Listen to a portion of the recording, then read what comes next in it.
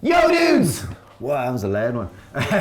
Welcome to Low Fodmap Friday. Today we are making a spinach and butterbean curry. This is a simple, easy, delicious curry, and Low Fodmap, for those of you who don't know, is an acronym for fermentable oligosaccharides, disaccharides, monosaccharides, polyols. And polyols. Yeah. But it's an acronym in essence to reduce the amount of fermentation in your gut, making it easy to digest. For anyone with bloating and issues around digestion, this is a nice means to transition to a plant-based diet. Good short-term solution. So today's curry takes 10 minutes. It's quick, it's easy, it's delicious. And it should be easy on your digestion.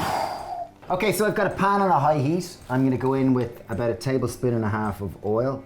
We've got a thumb-sized piece of ginger. I left the skin on because it's organic. I've prepped one chili. I left the seeds in because we like a little bit of heat. And then the way, like the base of most Indian cooking is typically onion, garlic, ginger. Obviously garlic isn't low FODMAP and onion isn't low FODMAP. However, the greens of leeks and scallions, we call these scallions, but in England they're known as spring onions. So it's only the green part that is low FODMAP. So we've just cut the green off and chopped it finely. In the white, low FODMAP typically is a short-term means of eating. It's not something you do in the long term. So just chop the white part, put it in a freezer bag, and it'll keep in the freezer for when you're back.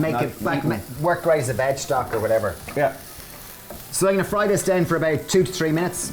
Bro. While Dave's frying them down, I've got oyster mushrooms. They're the only mushroom that's ever been tested to be low FODMAP.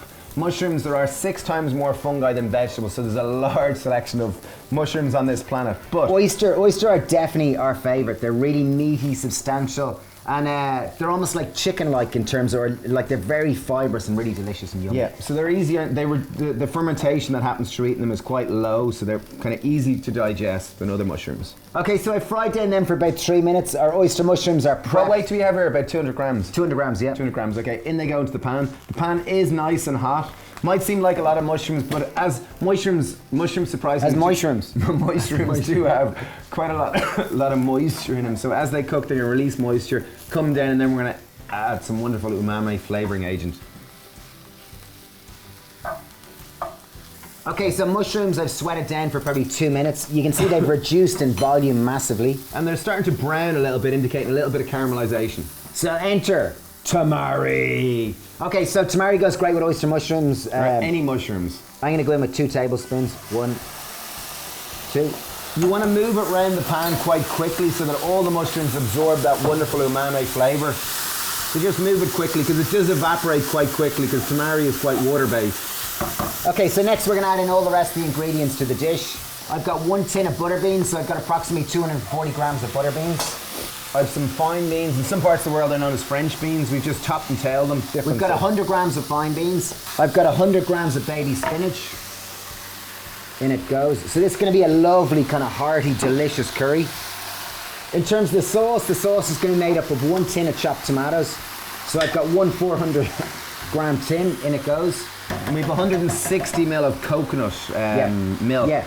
So it's only 40 grams per person. This curry serves 4 people, so it's only 40 ml of coconut milk per portion. So in terms of spices and seasoning, we're keeping this really democratic. I've got about 1.5 tablespoons of curry powder. In it goes. And 1 generous teaspoon of ground cumin. In it goes. And literally we're just stirring it all in together. I'm going to bring it to a boil. And dinner's pretty much nearly ready. Dave's actually doing the Happy Good course. How are you getting on with it, Dave? That's good, yeah. For the first time, I've actually started bringing packed lunches to lunch for the first time in 14 years. To work. Yeah, to work. So it is really interesting. I'm doing the cook once a week and meal plans for the full week. So it's really interesting, really good. Okay, final touch to this dish. We're just going to add a little bit of acid. So we're putting in the juice of half a lime. Coconut milk is naturally quite sweet. So the acidity will help balance it out nicely. So it's just juice of half a lime. And we're putting it in at the end of the dish because often it can evaporate and loses fresh zestiness. So just put it in towards the very end of the dish.